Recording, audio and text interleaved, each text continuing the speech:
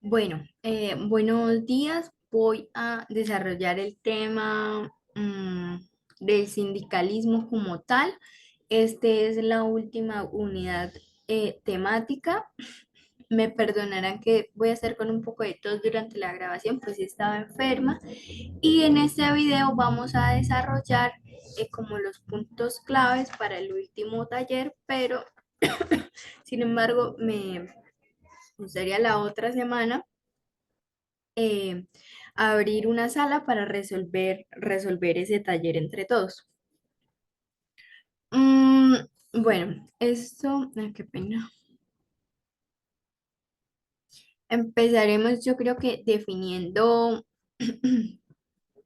qué es un sindicato. Sí, creo que es relevante entender el concepto de sindicato desde lo conceptual, pues se dice que son asociaciones voluntarias y libres, ¿sí? Que además son democráticas y van más allá pues de las empresas, están dentro de ellas y por fuera, y su búsqueda o su intención es mejorar la situación económica y social de todos sus afiliados a través del diálogo o del ejercicio de la huelga o demás, ¿sí?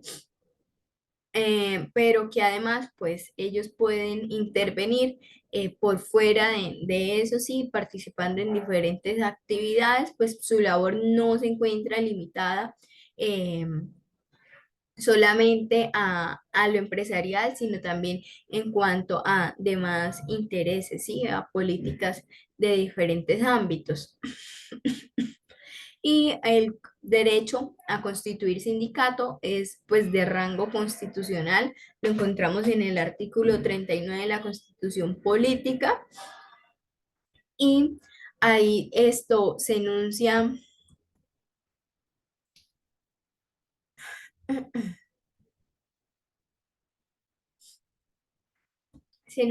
que los trabajadores y empleadores tienen derecho a constituir sindicatos o asociaciones. Es importante, pues entonces aquí mencionar que también se pueden crear sindicatos de empleadores, poco común, pero se puede hacer.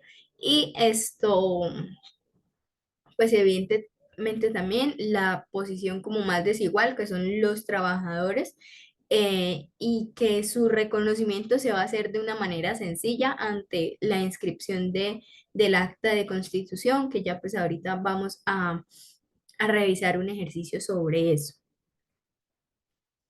Em, entonces, como les decía, es un derecho constitucional.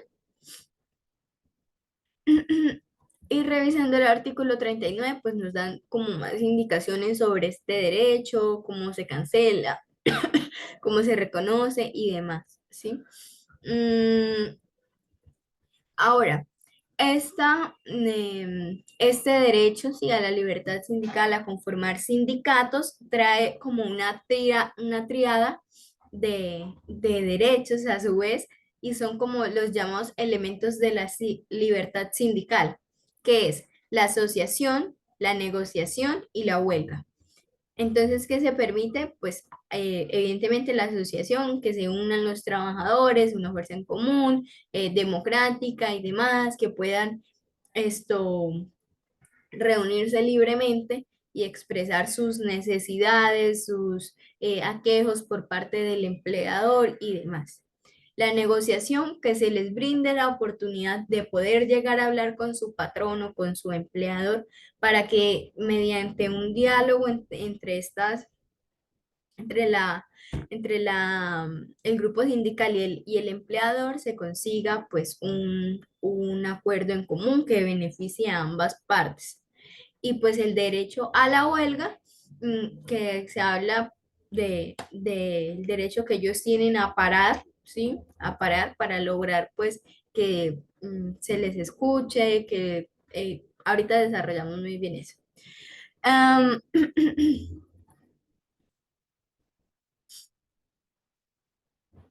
bueno, aquí quería mencionar algo y es que este derecho, ¿sí? A la libertad sindical evidentemente en nuestro país es vulnerado constantemente.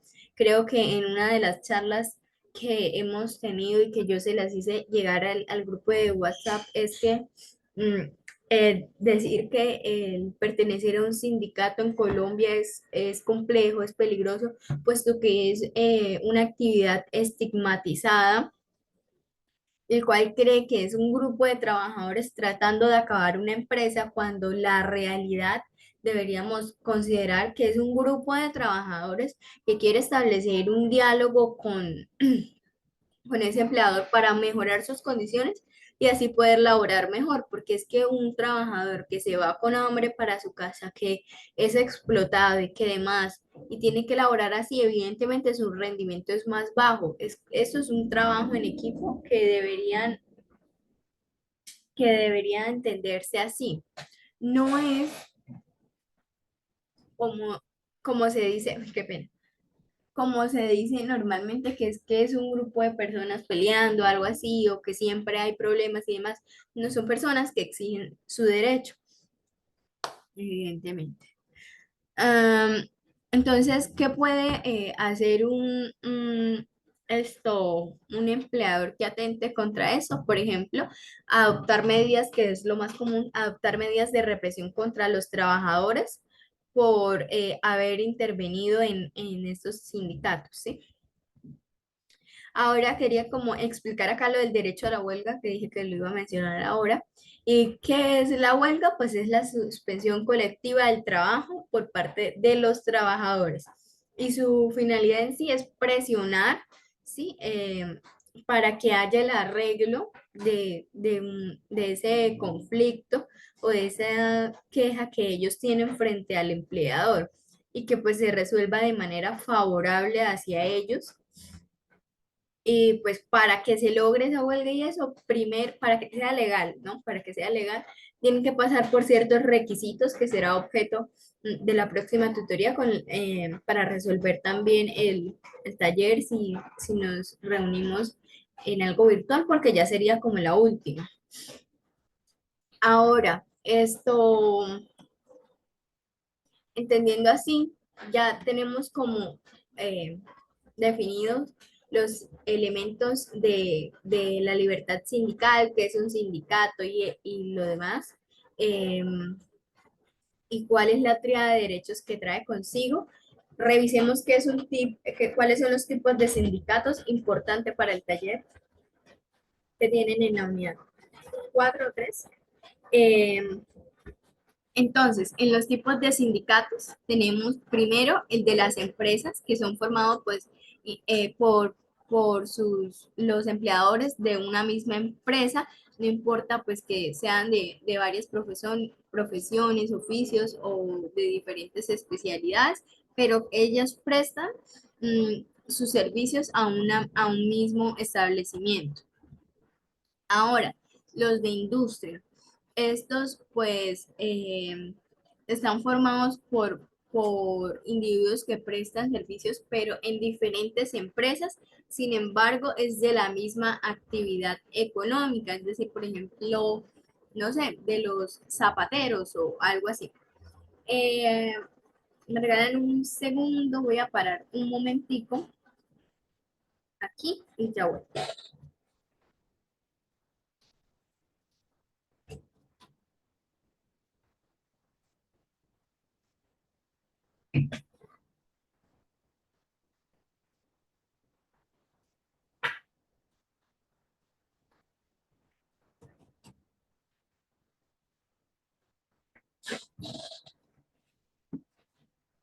Bueno, listo. Entonces, ahora en cuanto a la estructura sindical, entendemos que además de esa clasificación, puede haber una más amplia, que es ya como a nivel nacional, de alguna manera, por decirlo pues de cierta forma, y es de acuerdo a niveles o grados. Lo pueden encontrar en la jurisprudencia o en libros que es a niveles o grados, que es primer nivel, segundo nivel y eso.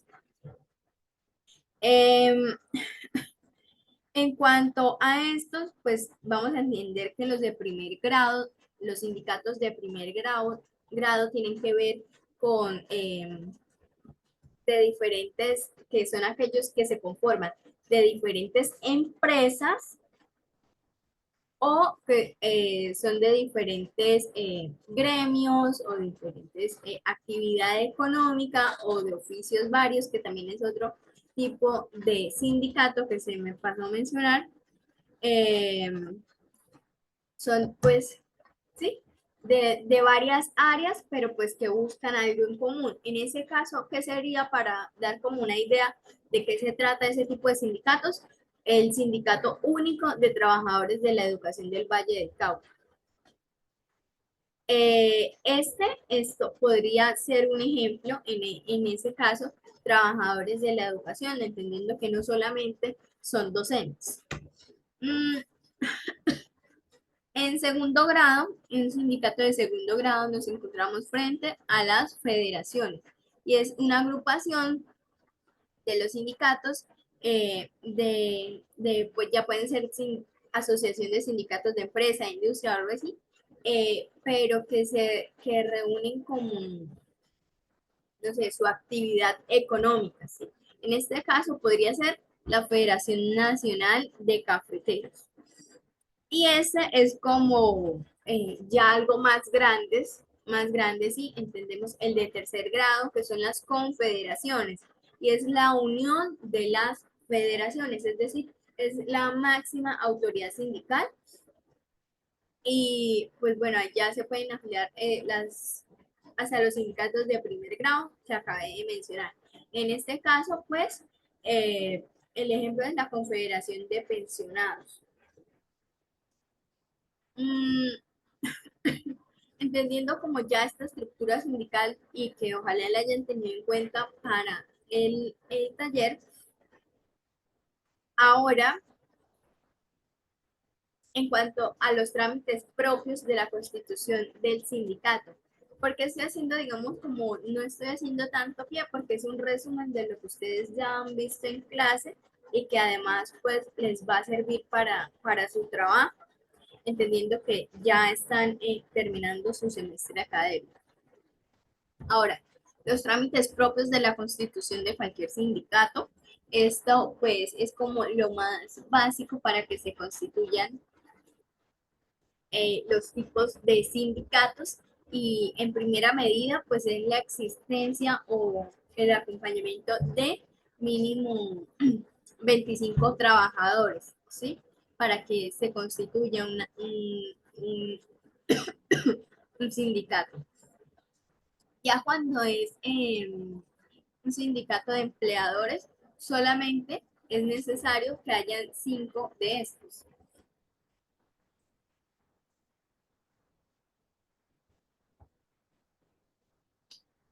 Y ahora, eh,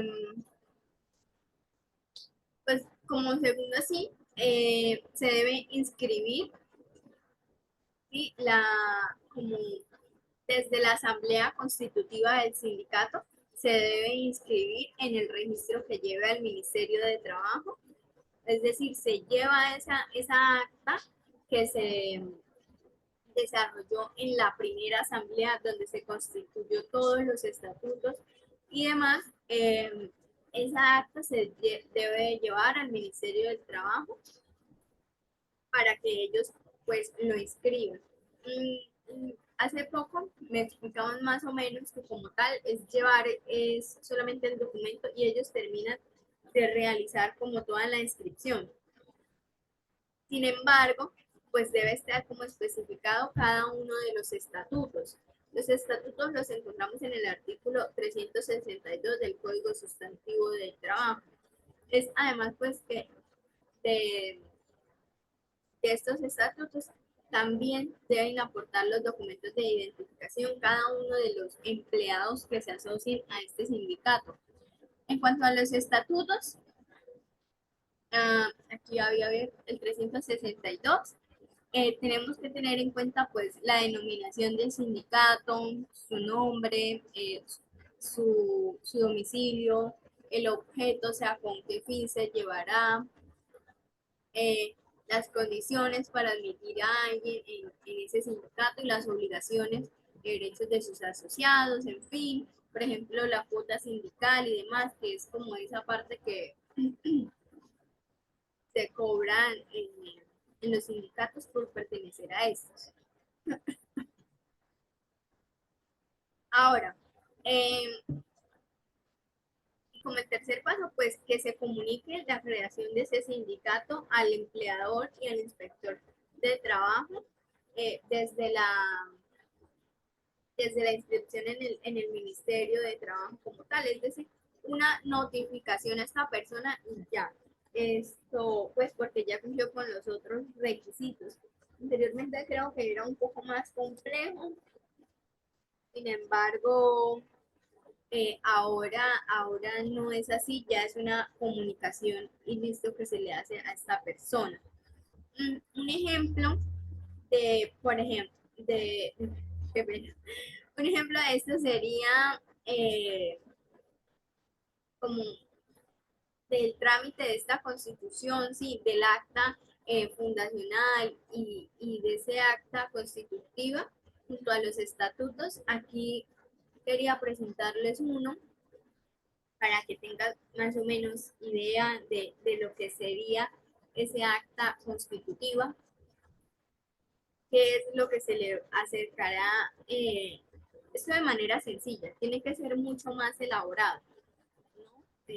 Tiene que llevar cada uno de los estatutos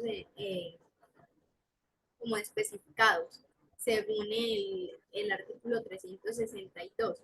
Pero como para que nos hagamos una idea de una actividad que hicimos hace poco en una de nuestras clases de laboral colectivo, eh, y es como ese acta de constitución del sindicato Sin Puerto. Estos eran trabajadores de la Sociedad Portuaria Regional de Cartagena, es decir, que su actividad económica era pues portuaria.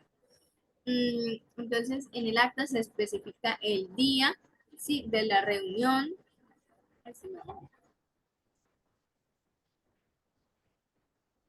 el día de la reunión, el objetivo, o sea, constituir pues su sindicato evidentemente, especificar sus problemáticas, ¿sí? ¿Cuál es su objetivo? ¿Por qué ellos realizan este sindicato?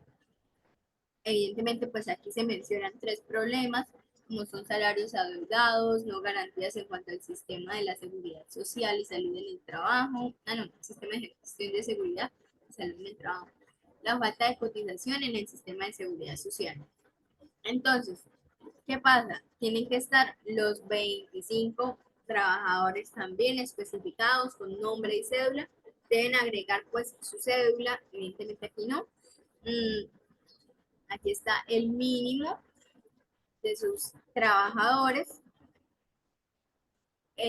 Sus directivos también deben ser especificados, las 5 personas que hacen parte de los directivos, que pues es decir, el presidente, el vicepresidente, el fiscal, el tesorero y el secretario o secretaria que hagan las veces que hayan sido elegidos, pues de la manera en que se establezca voto secreto, además, y aquí dice elegidos por mayoría, no nos especifican cómo. Eh, y posteriormente se hace la especificación de qué se acordó. Aquí ya diríamos que estamos hablando de los estatutos.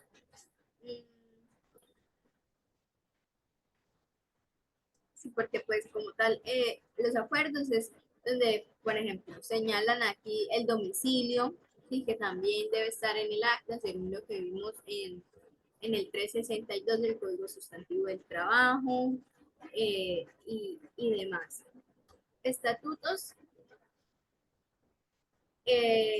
pues los que se hayan creado, especificar todo sobre, por ejemplo, la cuantía y la forma de pago de la cuota sindical y demás, el régimen de multas, cómo se va a disolver y liquidar el sindicato, eh, cuál será el porcentaje de esa llamada cuota sindical, en este caso creo que es del 5% del salario de los trabajadores.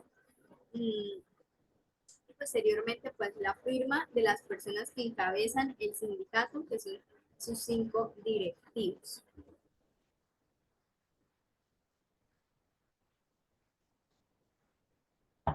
Eso es como ejercicio de la constitución de un sindicato, ¿no? Se reúnen las 25 personas, allegan sus documentos, cumple con esos estatutos. No es tan sencillo, es un tema delicado porque el empleador puede servirse de esto para pues desvincular trabajadores y pues evidentemente el trabajo es algo complejo. Los documentos a acercar a la hora de inscribirlo al ministerio, pues son estos que tengo aquí en pantalla. Eh, la copia del acta de fundación, de la elección de junta. Eh, los casos de disolución los encontramos en el artículo 401. En ese artículo, pues vamos a encontrar como la manera en que se puede disolver un sindicato, una federación o una confederación. Sí, solamente bajo eso se puede eh, disolver. Bueno, cuando también es importante, cuando se llega a menos de 25 afiliados, en ese momento se disuelve eh, el sindicato.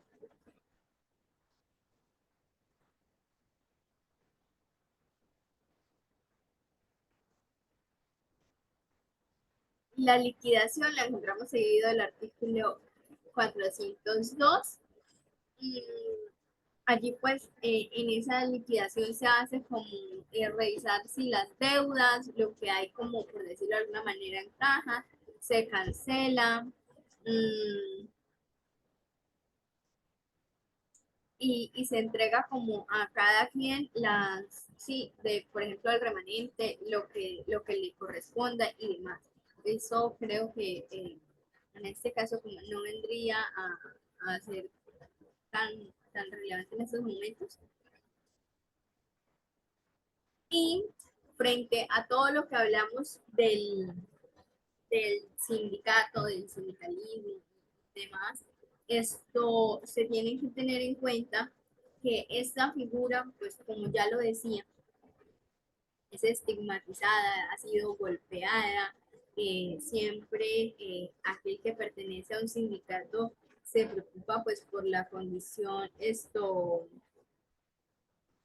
por su condición laboral, porque probablemente el empleador tome represalias y demás.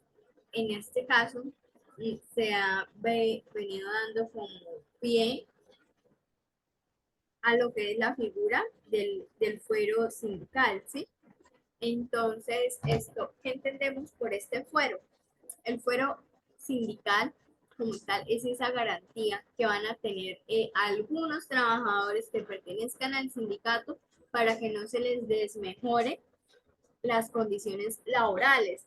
Es decir, que estos pues ni sean trasladados a otro establecimiento ni a un municipio distinto, sin que pues haya una evidente justa causa y que sea calificada por un juez del trabajo. Ahora, es decir, ese fuero sindical va a proteger de despido, traslado o desmejoría, ¿sí? En cuanto pues el traslado, porque se tiene en cuenta, normalmente las empresas pasan a otra zona, ¿sí?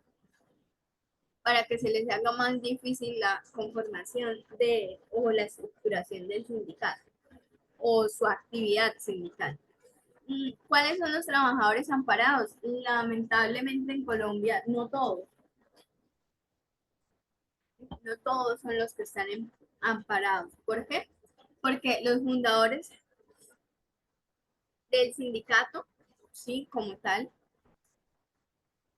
van a tener este fuero sindical, pero hasta 2 meses después de la inscripción de este sindicato, qué pena, de ese sindicato, pues en el Ministerio del Trabajo. Los trabajadores que con anterioridad a la inscripción en el registro sindical, es decir, los que hicieron parte de ese acta constitutiva que acabamos de ver, de aquellos trabajadores que hicieron parte de esto, pero solamente también por 2 meses, es decir, casi nada, solamente mientras el empleador se entere y demás, y para que ellos pues no sean despedidos bajo ese entendido. Mm, y pues los que realmente gozan y que pues sí son objeto normalmente de toda de esta persecución y desmejoría son los miembros de la junta directiva, lo que veíamos, vicepresidente, presidente, fiscal, tesorero y secretario, creo que eran esos 5, y 5 suplentes, es decir, 10 personas. Si hay más de estas personas, los 5 primeros y los 5 suplentes que sean primeros, ¿sí? No pueden ser más de eso. Así como pues también los miembros de comités seccionales y un suplente de ese comité, es decir, 12 personas. Que estos cuánto tiempos van a estar protegidos por el fuero sindical, todo lo que dure ese sindicato, ¿sí? Todo el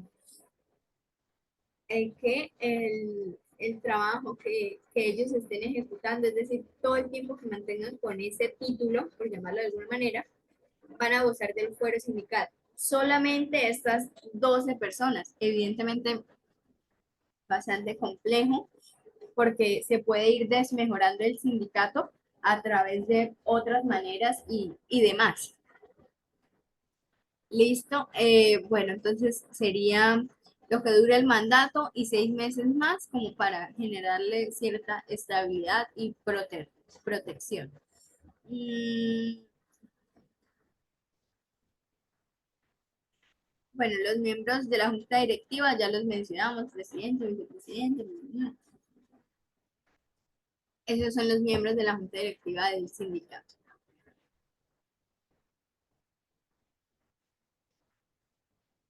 En cuanto a las justas causas del despido, pues se entiende que sería la liquidación de la empresa. Ahí ya no habría como nada más que hacer. Y también, pues las causales que vimos en un principio de estas tutorías, las encontramos en los artículos 62 y 63 del Código Sustantivo del Trabajo, que pues cuando media una justa causa, evidentemente no hay eh, como fuero sindical que, que proteja sobre esto. Por ejemplo, del artículo 62, que nos habla de la terminación del contrato por justa causa, allí encontramos con enumeradas, ¿sí? Puede ser un acto delictuoso del trabajador, también como acto de violencia, injuria y demás sí, que cometa el trabajador en sus labores. Mm, pues ya sea contra el empleador, las directivas, los socios o sus compañeros de trabajo. Esa es como la manera de, sí, en caso de un despido, y debe ser aprobado por un juez del trabajo. Listo.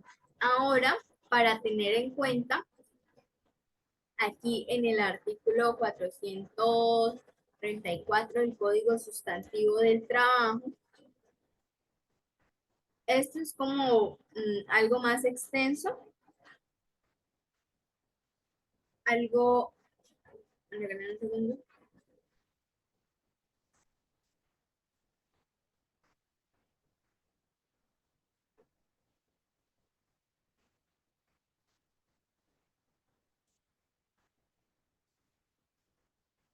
Bueno, eso es como para tener en cuenta a la hora de resolver ese trabajo, ¿sí? igual lo voy a pasar porque es algo relevante para su taller y es pues necesario para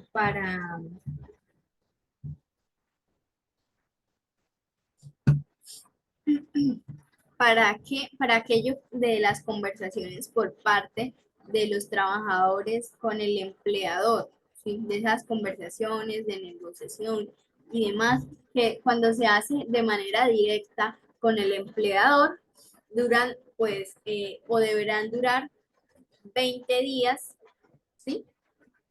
Calendario, eh, que pueden ser prorrogables pero o sea, de común acuerdo, ¿sí? Entre las dos partes, hasta por 20 días calendario. Es como para el inicio del derecho a la huelga de una manera legal, pero solamente mantengámoslo en que esa es la duración de las negociaciones, de las conversaciones de negociación. Esto sería como todo así resumido de lo que deberían tener en cuenta, así súper relevante, importante en este tema, y la solución del taller. Siempre, aunque duró una hora, quizás más, resumiendo todo y preparando el tema, me demoro 20 minutos explicando para que lo tengan en cuenta a la hora de resolver sus talleres. ¿Qué es lo otro correspondiente? Ya lo decía al inicio, que pues el próximo viernes espero que tengamos la oportunidad de vernos para resolver el último taller.